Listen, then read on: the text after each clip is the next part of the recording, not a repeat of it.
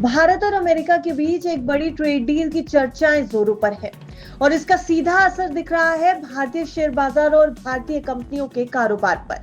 Nifty 25,000 के स्तर को छू चुका है और निवेशकों का भरोसा इस समय 7वें आसमान पर है। इस उछाल के पीछे सबसे बड़ी वजह है अमेरिका के राष्ट्रपति डोनाल्ड ट्रंप का एक बड़ा बयान। डोनाल्ड ट्रंप के कुछ बयानों से ऐसा लग रहा है कि भारत अमेरिका के साथ डील करने वाला पहला देश बन सकता है। ट्रंप का कहना है कि भारत तैयार है अमेरिकी सामान पर सभी टैरिफ हटाने के लिए। फॉक्स न्यूज को दिए गए एक इंटरव्यू में डोनाल्ड ट्रंप ने कहा कि क्या आपको पता है, वो यानी भारत 100% टैरिफ हटाने को तैयार है। हालांकि उन्होंने ये भी जोर दिया कि मैं इस डील को लेकर जल्दबाजी में नहीं हूं। खैर, ये 100% टैरिफ हटाने वाली बात फिलहाल भारतीय सरकार की तरफ से क्लेम नहीं की गई है, इसलिए इसको महज ट्रंप के बयान के तौर पर देखिए। लेकिन इस बयान से एक बात तो साफ हो गई है कि भारत और यूएस में ट्रेड डील को लेकर के बातें अब उस लेवल पर पहुंच गई हैं कि कभी भी ये ट्रेड डील हो सकती है। ट्रंप की इस टिप्पणी के बाद बाजार में जोरदार तेजी भी देखने को मिली है। निवेशकों को उम्मीद है कि भारत और अमेरिका के बीच जल्द ही कोई बड़ा समझौता हो सकता है। हालांकि भारत ने भी साफ कर दिया है कि समझौता तभी होगा जब वो दोनों देशों के लिए फायदेमंद हो। विदेश मंत्री एस जयशंकर ने कहा कि कोई भी डील तभी मानी जाएगी जब वो दोनों देशों के लिए फायदे की हो। न सिर्फ यूएस की बात रखी जाए, न सिर्फ भारत की, बल्कि दोनों देशों का फायदा देखा जाए। एक बार सुनिए विदेश मंत्री ने क्या कुछ कहा है। On the trade remarks, let me say this, that look, between India and US, trade talks have been going on, negotiations have been going on. In fact, we have, I think a team is just going at this point. These are very complicated negotiations, they are very intricate, nothing is decided till everything is.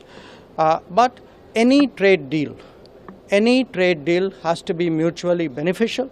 Any trade deal has to work for both the countries. And I think that would be our expectation from the trade deal. And until that is done, I think any judgment on it would be premature. Thank you very much. वहीं दूसरी तरफ वाणिज्य मंत्री पीयूष गोयल इस समय America में ही हैं। वो वहां यूएस कॉमर्स सेक्रेटरी और ट्रेड रिप्रेजेंटेटिव से मुलाकात कर रहे हैं, जिससे इस प्रस्तावित समझौते को अंतिम रूप दिया जा सके।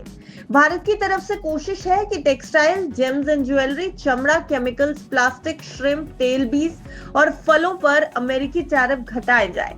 वहीं अमेरिका ये चाहता है कि ईवीज, वाइन, डेयरी और एग्री प्रोडक्ट्स पर भारत में टैक्स कम कर दिया जाए। अब इस कूटनीतिक गतिविधि के बीच भारत की कंपनियां भी काफी एक्टिव हो गई हैं। भारतीय कंपनियों ने भी इस मौके का पूरा फायदा उठाने का प्लान बना लिया है। शापूरजी पैलोंजी ग्रुप ने $3.4 अरब का प्राइवेट क्रेडिट डील साइन कर दिया है और रिलायंस इंडस्ट्रीज की बात की जाए तो इसने $2.98 अरब का लोन भी लिया है।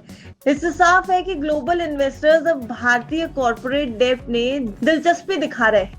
ब्लूमबर्ग की रिपोर्ट की माने तो भारत सरकार देश का ग्लोबल सप्लाई चेन का हब बनाना चाहती है।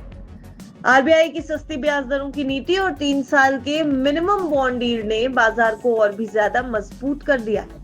एक्सपर्ट्स के सुझाव की ओर आपको लेकर के चलते हैं। एक बार देखिए कि दुनिया भर के एक्सपर्ट्स आखिर अब भारत की इस पूरी कूटनीति को किस नजरिए से देख रहे हैं। नाटेक्सिस के सीनियर इकोनॉमिस्ट के मुताबिक अगर भारत सही तरीके से चले तो ट्रम्प 2.0 में भारत सबसे बड़ा विजेता बनकर उभरेगा।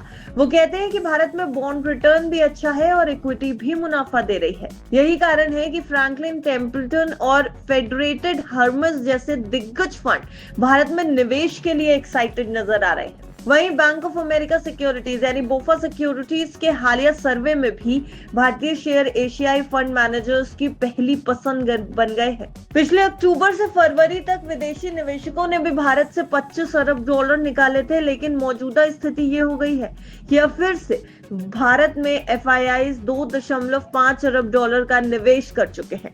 क्योंकि भारत की अर्थव्यवस्था घरेलू मांग पर निर्भर है, इसलिए ग्लोबल अनसर्टेनिटी के बावजूद भारत निवेशकों के लिए एक सेफ हेवन बन गया है।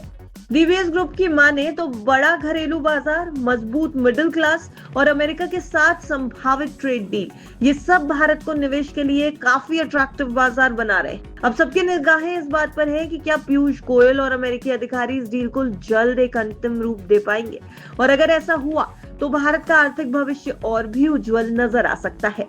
हालांकि डोनाल्ड ट्रंप के बयान के बाद कुछ चीजें बहुत आसान नहीं नजर आ रही, क्योंकि अगर भारत 100% टैरिफ वेव ऑफ करने पर मानता है तो भारत के लिए भी यहाँ मुश्किल खड़ी हो सकती है। तो फिलहाल विदेश मंत्री के बयान के साथ अगर जाएं तो दोनों देशों के फायदे की बात होनी चाहिए, और उम्मीद यही की जा रही है कि जब इंडिया यूएस के बीच ट्रेड डील को लेकर के अधिकारी बैठेंगे तो दोनों देशों के बीच फायदे की बात होगी और दोनों देश एक मिडिल स्टेटमेंट पर आकर खड़े होंगे। Bureau report, विस्तक।